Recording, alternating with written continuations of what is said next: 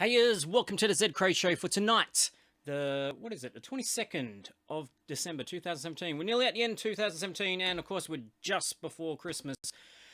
This is episode 18 of the ZedKraze show, and yeah, with it being the week leading up to Christmas, it's a little bit quieter for gaming news in many ways. It's not the time to be really making announcements. It's not really the time to be releasing your game because, if you were trying to get that Christmas dollar, you'd probably be wanting the game out, a bit earlier than, the week before, before Christmas. So normally, AAA titles would be coming out October, November, in the respect of trying to get that initial, purchase of people that want the game straight away, but then also a couple of months later, or even just a month later, getting that Christmas dollar, that sweet, sweet Christmas dollar that developers are chasing. But yes, that does not mean we do not have no news. We do have some news. On this rather hot day, this studio is quite hot tonight, so if it looks like I'm sweating, it's probably because I am. Anyway, let's get into this hot take of wrapping up the week in gaming news. Starting off with some GTA news, which we do have every couple of weeks because, Rockstar are pretty consistent with bringing in new content for GTA Online. It'll be interesting to see how much further that goes into the future once Red Dead Redemption comes out. And speaking of Red Dead Redemption, what a perfect segue into this bit of news. So the double action revolver from Red Dead Redemption 2 is actually now available in GTA Online. Now, you can't just go out and buy it. I believe you have to go through a series of trials sort of thing to try and find this hidden item. But yeah, it's something you can get. It's quite an interesting take on a cross-promotion between games and that sort of thing. And I wonder if in some ways there's a bit of a hint that the fact that Red Dead Redemption 2 is supposed to have quite a full-on online component to it, so I get a feeling there's very much going to be a Red Dead Online mode very similar to GTA Online, and it'll be interesting to see how that goes. I mean, because if you've been following GTA Online, it's gone pretty ridiculous lately. We've got now flying DeLoreans and jetpacks and all that. You can't really add that sort of content into Red Dead Redemption Online, so it's going to be interesting to see what they do with the whole online mode with Red Dead Redemption 2, which is only, probably about 4 months away. It should be coming out around, I think it's not first quarter, I think it might be second quarter of 2018. So probably I'm thinking about April. March, April seems to be around the time that AAA titles seem to come out in that portion of the year. So I'm expecting that's when Red Dead 2 is going to come out. Of course, the main game itself is going to be amazing, no doubt. But yeah, it's going to be interesting because I think Red Dead did have some online modes in it previously. But keep in mind, this was a PS3 game.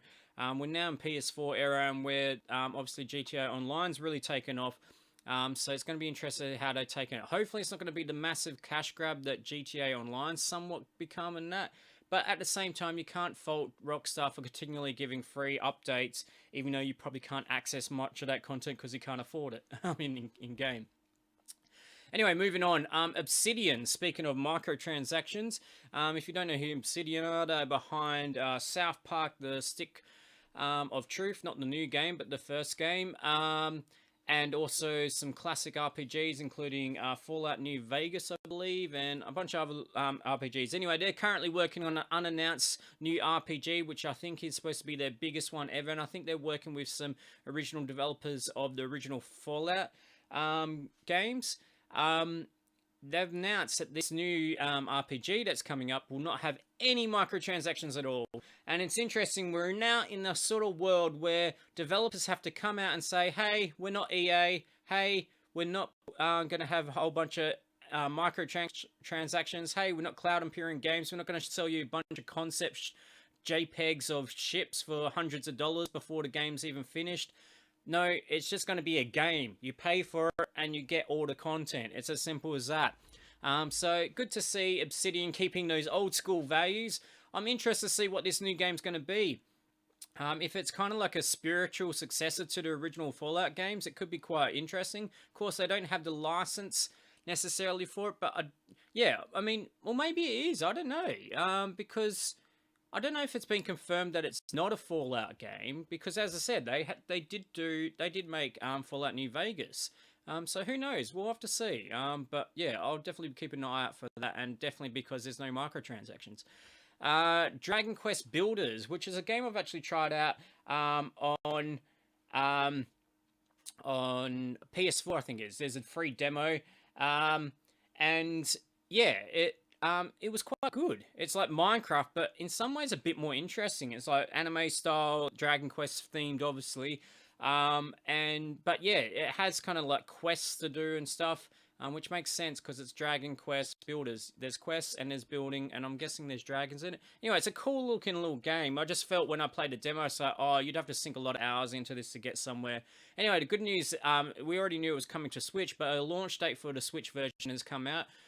It's been announced for February 9th, 2018, and man, that game would be perfect for Switch. It's another one of those titles I think I have to get it because it's a perfect Switch game.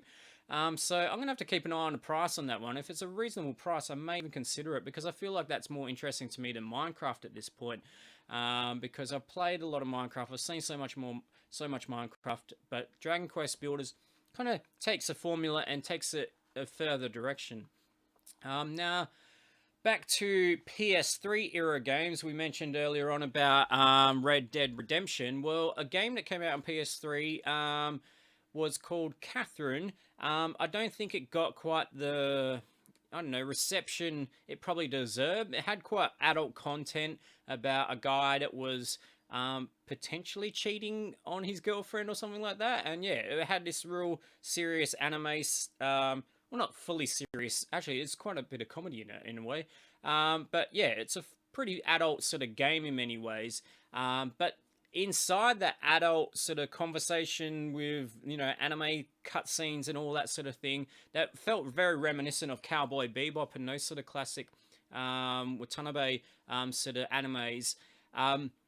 There was this puzzle game. That was the main game core mechanic other than talking to people, and you had to do all this block building, and you had to escape these sort of trials with all these devil sheeps. It's confusing, it's crazy, but it's actually a really great game. And the only reason why I didn't keep playing it and didn't finish it is because I got stuck, because it's actually quite a tricky puzzle system and that, and quite, you've got time limits and all this other stuff to try and get past these puzzles. Well, the news is that there's a remake happening for PS4 and Vita, and there's going to be new endings and new characters. Well, in particular, there's another woman involved called Rin.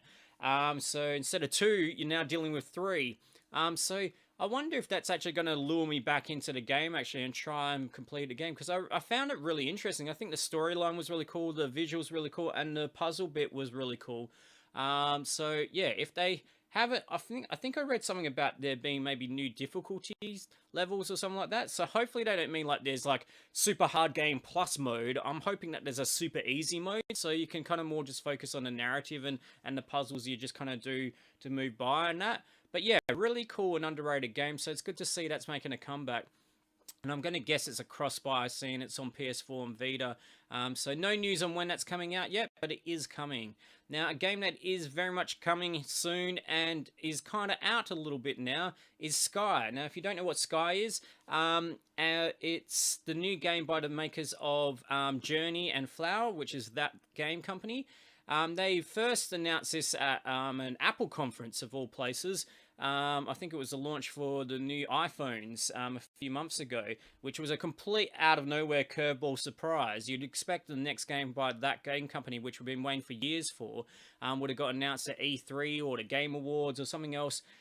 But instead, it was actually announced at Apple's event, which makes sense because a lot more people are probably watching the Apple launch events than they are E3 conferences and stuff necessarily. So it was an interesting tactic, but it makes sense because it's actually starting off as an exclusive for iOS. It is going to be coming to Android and potentially consoles and that later on the track, but for now it's just coming to iOS. Now it was supposed to come out end of this year, and it technically kind of has. It's soft launched, but only in the Philippines. So you lucky Philippines people, you have Sky. It's under Sky. I think it's called Light Awaits or something like that, It's got like this subtitle because obviously looking for a game just called Sky is quite hard to find. But yeah, so if you're in the Philippines or you have an account or are willing to start an account in the Philippines iTunes store, you can now download it on iOS. And the interesting thing is, which wasn't really mentioned before, but kind of makes sense because that game company, after being Sony exclusive for all those years, really wants to reach a larger audience, and that was part of this game being a very casual game about playing with your family and multiplayer and that sort of thing, and being on mobile devices so anyone could kind of give it a go to an extent. I guess part of that is making it free to play. The game is actually free to play, which highly concerns me. I'm very concerned about free to play games. And there is in-app purchases, but from what I've read, which is very little information about it, they haven't even really mentioned it on that game company's Facebook page or Twitter page. There's not really any mention about that it's soft launched or anything like that. So there's not much content out there, but I did find a frequently asked questions page on their website, and it appears that there's like kind of almost like cosmetic in-app purchases. So yeah, I mean, if this is the full game that you can fully play and there's no advantages given that and it's free, then cool. But it does concern me whether or not this business model is going to work for them or not, sort of thing, especially since they've spent, like, I think about 5 years since Journey working on this, because Journey came out about 2012 or 13, and it's now end of 2017, and it's not even fully out, this Sky game. So yeah, it's been about 4 or 5 years in development. So that's a long time, and you'd be want to make some return on that. So yeah, it's going to be interesting to see how this goes. So hopefully that's a hint that we're going to be seeing the full release of Sky within the next couple of months for everyone worldwide on iOS. And I can't wait to get it because, yeah, Journey is one of my favorite games, if not my favorite game of all time. And this seems like like almost like a spiritual successor to Journey, but it's very multiplayer focused. I know Journey did have multiplayer to an extent, but yeah, it's going to be interesting, and it's going to be cool taking it on the go. Of course, Flower, one of their previous games, is now available on iOS as well. But yeah, this is a brand new original game made specifically first for mobile, so it's going to be interesting to see how that goes. Next up, Rocket League news. Rocket League has announced that they've sold over 38 million copies now, which includes my new copy on Switch. I already had it on PC, but they had a special on it for Switch. I think the sale's still going on in Nintendo eShop. And I thought, for that price, I'm going to give it a spin. It's a perfect little Switch game, once again, as I mentioned before. And it actually runs quite well. All the YouTube videos I'd seen, I don't know if people had bad compression on their videos or something, but it was looking crap on that. Much like Doom was looking crap on the Switch. It looked like the textures were mushy as hell and all that. But yeah, actually, I played it up on my 4K screen on the Switch, and it actually looked really quite good. Like, you know, I mean, it's obviously not up to PC grade or anything like that, but for the Switch, it seemed really good. And I have played it on portable mode as well, and it looked really good and ran well as well. So yeah, it's cool to have a game like that on the go, and clearly that's added to the many sales it's had. So that's a huge amount of titles sold. I mean, it is a cheap game, but yeah, obviously Rocket League has been a massive success for the developer there. Now more game news news, and this is a huge hit as well. Cuphead. Only a few weeks ago, they'd mentioned that they'd sold 1 million copies of Cuphead, which is huge for an indie like that. There's only like 3 people working on that game, I believe, and they'd sold 1 million copies. Well, now it's 2 million copies. I think with all the award seasons and out right now, with all the awards that Cuphead's been picking up, I think that's really pushed it further into the mainstream consciousness. And as soon as you see a picture from Cuphead, you're going to know, hey, I need to get that game, because it is an amazing game. Yeah, one of the best looking games of 2017. And yeah, well deserved. I mean, this is an indie developer that put their house mortgage on the line to make this game. Because they realized they need to put more effort into the game to really sell it, because there was a lot of interest for it. And it obviously has paid off, but that's a huge risk. That's, almost like a 1 in a million sort of chance that an indie game like this will necessarily break through the noise and become a hit like that. So that's a huge risk, and it has paid off for them, but it doesn't always. So good on them. They deserve it, because, hand-drawn animation on cells. Yeah, and the game, even if you take the art style out, the game is quite cool anyway. So, I don't think it's just purely relying on its looks. It's solid gameplay as it is. So, well deserved for Cuphead developers. Studio MDHR, I think is the name off the top of my head. All right, moving on to loot boxes. Everyone's favorite topic and favorite thing. There's been a lot of talk in recent times about governments starting to debate whether loot boxes are classed as gambling or not, and whether they should be starting to regulate that. Some are saying yes, some are saying no. It seems every week we're hearing another government of some form saying, yes, it is gambling, no, it isn't gambling. Well, Apple's possibly deciding themselves that it is kind of a bit gambling. They've introduced for their own app store for, I guess, iOS and probably Mac as well, their new rules for loot boxes on the App Store. It states in the sort of fine print that apps offering loot boxes or other mechanisms that provide randomized virtual items for purchase must disclose the odds of receiving each type of item to customers prior to purchase. Now that's I think a very awesome move on Apple's behalf. Really, in many ways, it feels like we're not too far away from governments to start regulating this stuff, but for a company like Apple to step in where they can financially benefit from loot boxes and stuff, really, because they'd be taking a cut out of every in-app purchase that comes out of the App Store. But it's good from an ethical point of view that they're doing this, I think. So it's going to be really interesting, because we're talking about, I mean, how is this going to affect something like Hearthstone, like Blizzard's, card game that they've got on the iOS store, that has kind of loot boxes in the respect of card packs go. So they are going to have to now put odds on what likelihood is you getting a rare card or whatever, so a legendary card. And if so, will that flow on to the rest of Blizzard's games that aren't necessarily regulated by the App Store yet? On the PC titles through their own Battle.net thing. And it's going to be interesting if this starts a domino effect after the whole backlash of Battlefront's loot box system. And now Apple stepping in and saying, hey, no, we've got to start being ethical about this and telling people what the chances are of actually getting certain things when you're paying for these loot boxes or packets of cards and other things that you can get. So yeah, it's going to be interesting to see how that affects things. I think 2018 is going to maybe really, I feel like 2017 was the start of the backlash of the loot box sort of craze. And now 2018 might be where we start seeing changes where people are either moving away from loot boxes, or it starts getting regulated like we're seeing here. Staying on the App Store, Civilization 6 has been quite a popular game, I would say, on PC and maybe some other platforms. Can't think off the top of my head.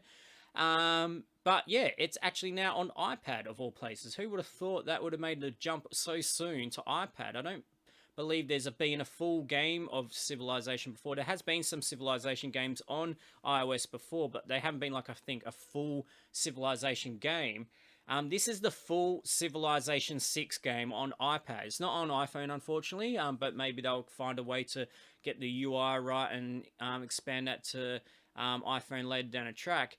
It's free to download, but here's the kicker. It's actually full price to unlock it. And when I say full price, I mean a full AAA price title price. So $60 US to unlock the full game. However, if you do want to pick it up straight away, it's half price for the first 2 weeks. It's also a pretty hefty download. It's about 3 gigs, so you're going to need some space on your iPad. I've only got a 16 gig iPad myself, so I can't really fit large games like that on my on my iPad. But yeah, I guess that's pretty good news for Civ fans. If you're really into Civilization, the idea of having that portable on the go would be pretty cool. But then again, if you've got something like a Surface or something like that, you could do exactly the same thing pretty much. Well, it depends actually. It depends on if Civilization 6, the PC version, is actually optimized for touch. If it was, then I mean that would probably be the best combo, because then you can play on the go and not much like the Switch does and that. Moving on to Psychonauts 2, a game I am quite looking forward to. I have never played Psychonauts 1. I'll probably play it just before Psychonauts 2, or maybe play it after Psychonauts 2 to get some back story lore going on there. But yeah, but Psychonauts 2 is looking really cool from what we've seen from it. But bad news is that it's been delayed. It's been delayed past 2018, because that was when it was supposed to originally release, when they first done I think it was the FIG sort of crowdfunding campaign for it. And I remember when that came out, that was a couple of years ago, and I was thinking, oh, 2018 is a long way away. I'll just wait for it to come out. And now it's going to be even longer. So it's not going to be coming out until at least 2019 now, which means it could even be 2020 for all we know. But Double Fine have said that they need more time to make sure it maintains quality. They've kind of gotten the first sort of playable version of it going, sort of thing, but they've realized the scope is quite large.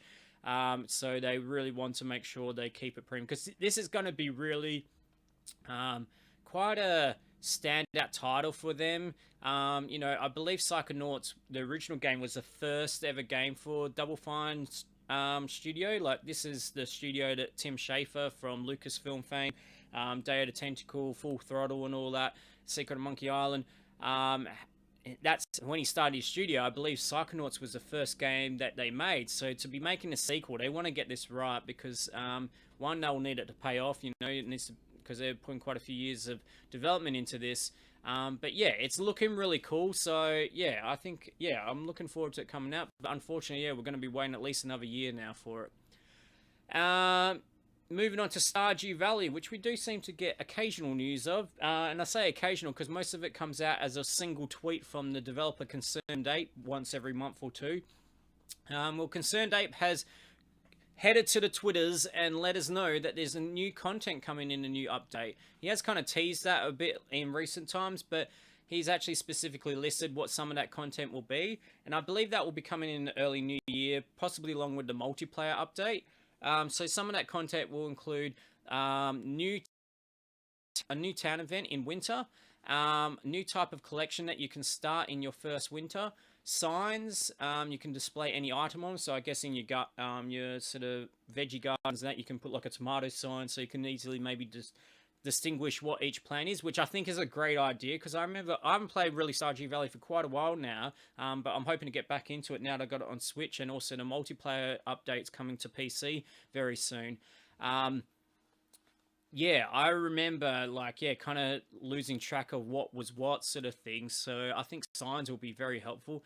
There's going to be more outdoor decorations, which will change with seasons, so hopefully that means some Halloween decorations perhaps, and there's going to be more NPC events and a way to respec professions. So it's awesome that Concerned Ape keeps developing new features for this. You know, this game, I picked it up for $17, and that's full price on Switch, and that's Australian dollars, so that's probably about what, probably about 10, 12 US dollars or something. And yeah, it's a game that just keeps on giving. It already has a ridiculous amount of content as it is, that you could play it for hours and hours, and that's why I'm kind of almost concerned. I've got this on Switch now. I could play this anywhere, anytime if I want, as long as there's battery life or power. Yeah, it's really massive respect to Concerned Ape for the content. He could just move on and start working on completely on his new game and just let the money keep rolling in without providing any more updates. But we've got the multiplayer update, we've got all this content update, and I don't think that'll be the end of it. I think this is going to just keep getting updates for, you know, at least 2018, I reckon, at this stage. Now, speaking of a game that takes a lot of your money, not a little bit of money, and promises a lot of content but doesn't deliver on it, Star Citizen. Now, we do many rants about Star Citizen on this game, and I say this as one of the original backers of this. I've been through the various stages, you know, excitement, then denial, and then reality kicks in, and then almost hatred for the game now.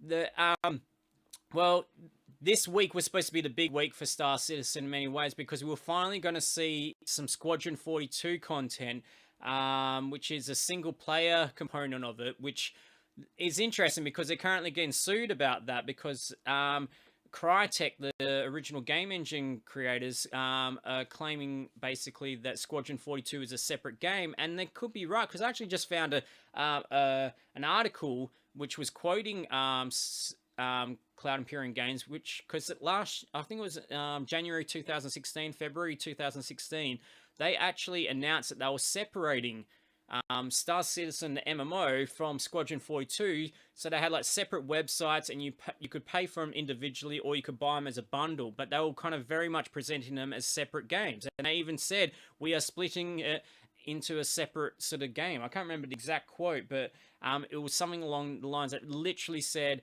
Squadron 42 is a separate game, and that in itself breaks the contract, I believe, to my knowledge, that they had with Crytek, which was they had licensed it for one game, not two games. So that could end up causing them a lot of trouble and losing a lot of backers' money to legal bills and that. But yeah, anyways, regardless of that sort of legal battle, which could even kill Star Citizen and Cloud Imperium Games, we haven't actually seen anything really from Squadron 42 for, I think, about 1 to 2 years now. It's missed multiple opportunities when it was supposed to be shown, and then we were promised at CitizenCon that we were going to see Squadron 42 content at the holiday stream this week. Now, they released out to IGN a new trailer. It was a teaser. It was basically Mark Hamill climbing down a spaceship, talking to a couple of people, including a player, and then climbing back into the spaceship. 2 minutes. We waited 2 years or something, and that's what we got. And it was, like, you know, whether it was pre-rendered or not, it was a cutscene, essentially, at least presented in that way. It showed a bit of, you could choose 1 or 2 options for a dialogue option, but, I mean, that could have even been faked just for a demonstration. We don't know if that was live or not. So, yeah, that was not a good start. It looked all right, but it was cheesy, the dialogue, not as bad as the original Gary Oldman speech to the, I don't know what he was talking to, but one of the first and only things we've seen from Squadron 42 was this speech of Gary Oldman's character talking, trying to rev up, I don't know, patriotism or whatever in the Force and that sort of thing, and it was the most cheesy thing, and did not bode well to thinking, oh, how, is this actually going to be, like, just massive cheese fest, this script for this game? But, yeah, so that was not a good start. And now, about 4 a.m. my time this morning, it was supposed to be the live stream showing actual gameplay from Squadron 42, and be talking about what's the release schedule going to be from here and that. Well, guess what?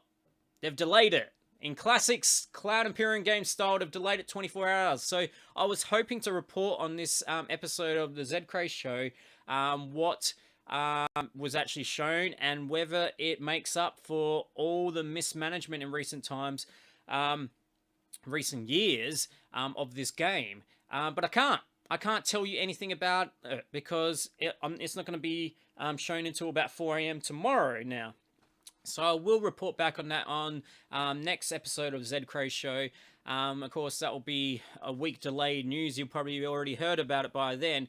But one big thing we did find out, so the reason why it's been delayed is because of technical issues, which once again doesn't bode too well after 5 to 6 years of development, that they've still got technical issues that I can't even show a portion of the game, and the rumors are that it's going to be just like a rehash of the previous demo where they just showed a walk around one of the massive capital ships.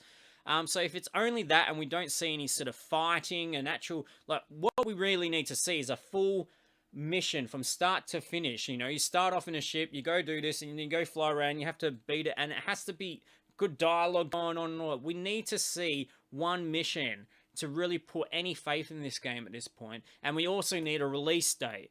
for at least the first chapter of 10 missions. We're only 10 missions that was like at least 2 years delayed at this point.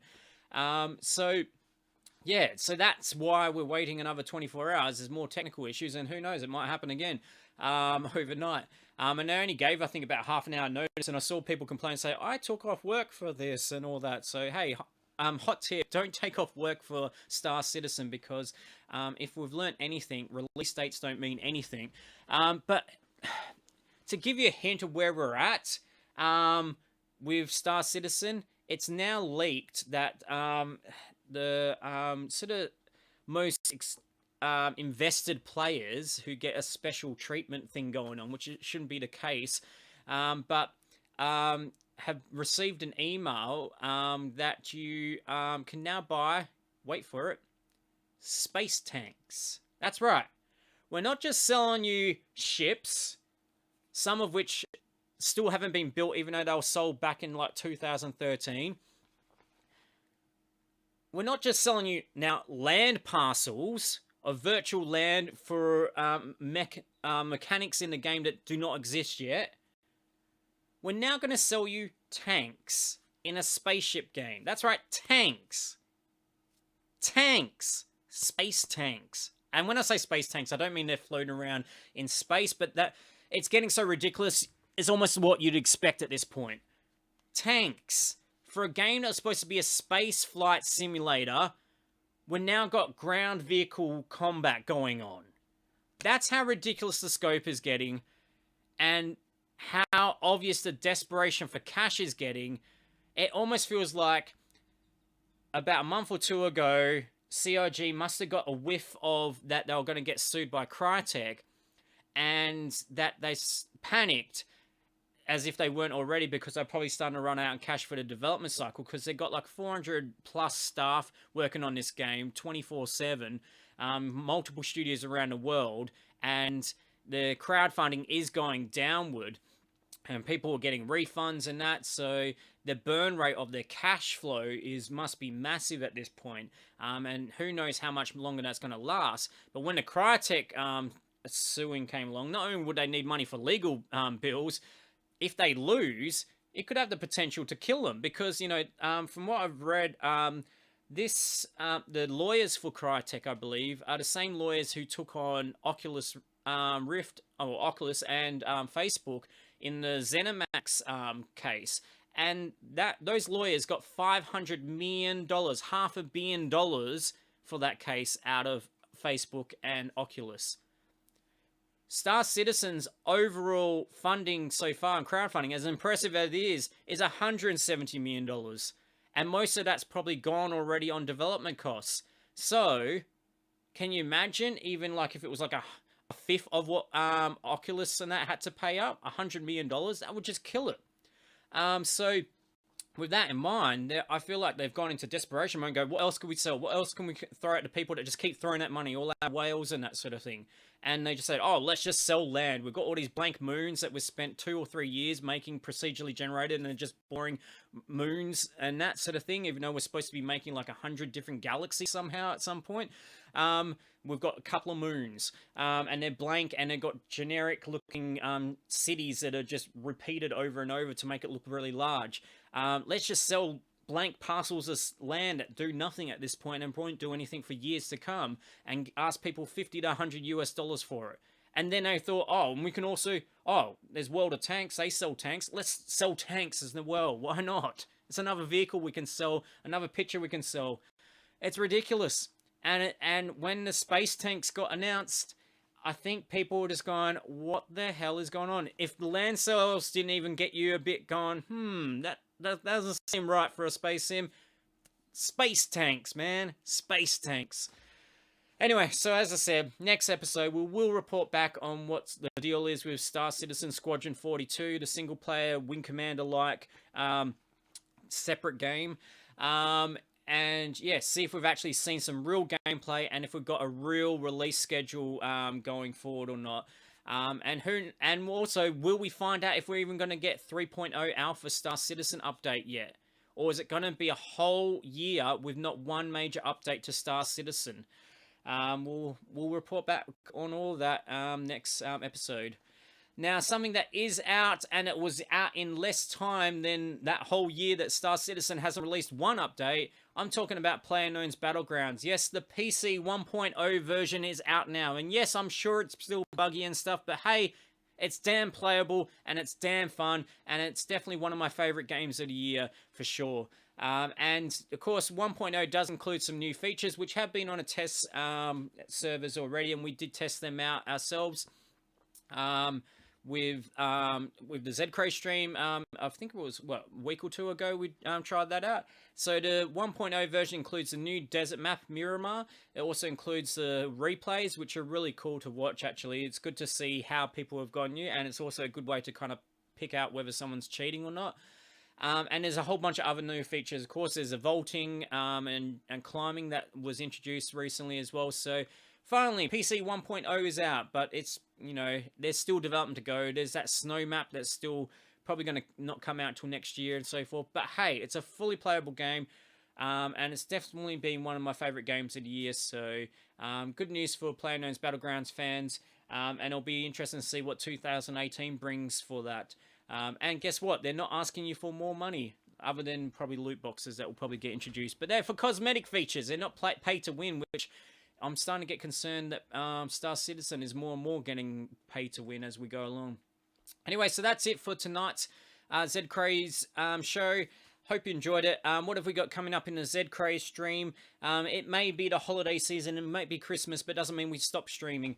This Sunday, Christmas Eve. Celebrate Christmas Eve with me this Sunday from 7 PM Australian Western Standard Time as we continue our top 10 games of the year. So far, we've counted down 10 to 6. That's number 10, we had Thimbleweed Park. Number 9, we had Paradigm. Number 8, we had Little Nightmares. Number 7, we had South Park, The Fractured But Whole. Number 6, we had... Oh, man, what did we have for number 6? Number six is Tacoma, from the makers of Gone Home. Number 5, we had Ruiner. And now we've got number 4 and number 3 this Sunday night to do.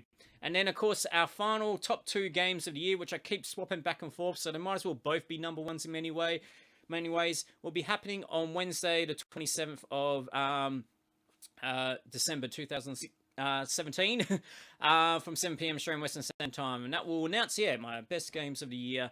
And then we'll have, of course, the ZedKraze show next Friday from 7 PM Australian Western Standard Time. And then finally, we will be doing a New Year's Eve stream. I'm not sure what I'm going to do on it yet. I'm thinking of maybe getting Jackbox and trying out doing live Jackbox gameplay and that sort of thing. See how disastrous that is with the whole lag between live stream and people being able to see it.